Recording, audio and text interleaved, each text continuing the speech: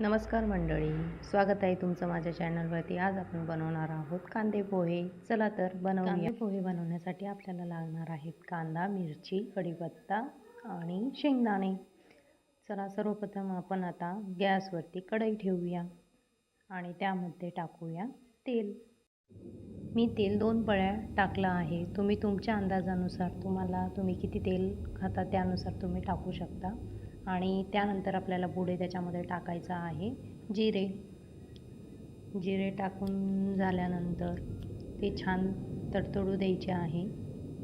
माझे इथं पुढं जाऊन थोडेसे ब्लॅक झाले कारण की मी मोबाईल धरून व्हिडिओ बनवत आहे, त्यामुळे माझं थोडंसं जळाले होते। आणि मग त्यानंतर मी आता सगळं एक एक टाकण्याऐवजी मी कढीपत्ता टाकल्यानंतर मग मी डायरेक्ट स्वतः त्याच्यामध्ये सर्व सामान टाकून दिलं। पोहे बनवण्याची रेसिपी अगदी सोपी आहे, ते सहज सगळ्यांना येते, पण तरीही मी माझ्यासोबत तुम्ही हा व्हिडिओ एन्जॉय करा। कांदे पोहे कढईतले कांदे पोहे। प्लीज इग्नोर माय बेसुर संगीत। कांदा छान परतून घ्यायचा आहे। मी याच्यामध्ये जे शेंगदाणे टाकले आहे ते माझे ऑलरेडी भाजलेले होते, त्यामुळे मी आधी भाजून नाही घेतले। आता मी पोहे भिजवलेले होते तर त्याच्यामध्ये हळद टाकली, त्यानंतर मीठ टाकलं आहे। मीठ टाकून झाल्यानंतर माझ्याकडे भाजलेले तीळ होते, तर मला तीळही आवडतात, तर मग मी त्यामध्ये तीळही टाकले।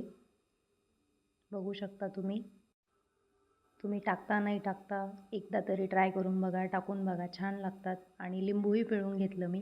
लिंबू टाकल्यामुळे पोहे सुटसुटीत होतात, चिकट होत नाही, त्यामुळे मी अर्ध लिंबू टाकून घेतला आहे।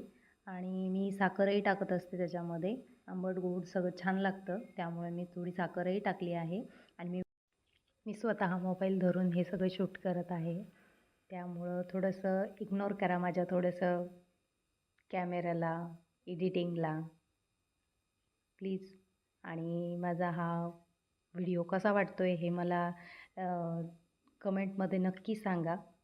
आणि काही इम्प्रूव्हमेंट करायची असेल तीही मला नक्की सांगा, मला हे सजेशन होईल तुमच्याकडून। आणि मी आता सर्व एकखटीच टाकत आहे, कारण की हे असं समजायचं ज्यांना खूप घाई आहे तर तेही असं करू शकता। फास्टमध्ये सगळं एकत्र टाकलं तरी चालतं, तरी छान होतात पोहे। मी आता कॅमेरा धरून करत आहे, त्याच्यामुळे मला एकटीला एकत्र टाकावं लागलं ते। तुम्ही जर असं बनवत असाल तर तुम्ही एक एक साहित्य टाकूनही बनवले तरी छान बनतं। आता मी वाफ येऊ देण्यासाठी त्याच्यावर झाकण ठेवलं आहे। चला तर आता वाफ आल्यानंतर एक वाफ घेतल्यानंतर बघूया। एक वाफ घेतल्यानंतर पोहे एकदम छान होतात।